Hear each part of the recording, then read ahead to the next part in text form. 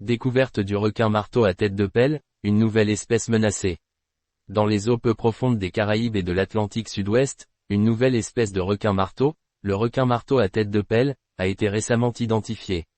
Cette découverte, réalisée grâce à une collaboration entre pêcheurs locaux et scientifiques, met en lumière la biodiversité complexe des océans tout en soulignant la vulnérabilité de cette espèce face à la pêche intensive.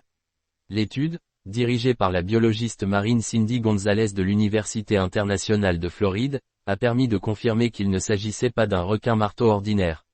Surnommé « requin à capuche » par les pêcheurs, ce squale possède une tête en forme de pelle, distincte de la forme en T des autres requins-marteaux. La découverte a été rendue possible par une approche scientifique innovante, combinant l'analyse morphologique et génétique, ou taxonomie intégrative, qui a permis de différencier cette espèce des autres requins-marteaux bien connus, comme le Sphyrna lewini et le Sphyrna mocaran. Baptisé Sphyrna alni en hommage à Paul Allen, cofondateur de Microsoft et mécène pour la conservation des requins, cette espèce vit principalement dans les récifs peu profonds, les herbiers marins et les mangroves, à une profondeur de moins de 30 mètres. Cependant, cette proximité aux côtes la rend particulièrement vulnérable. Les requins-marteaux à tête de pelle sont facilement capturés par les filets des pêcheries et sont souvent pris accidentellement lors de campagnes de pêche.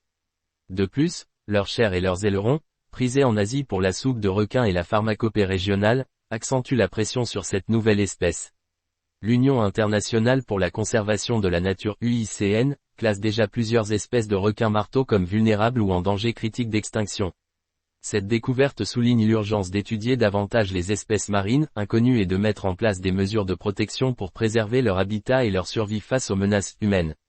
En publiant cette étude dans la revue Zootaxa, les chercheurs espèrent attirer l'attention sur la nécessité de renforcer la conservation des espèces marines et la préservation de leurs écosystèmes.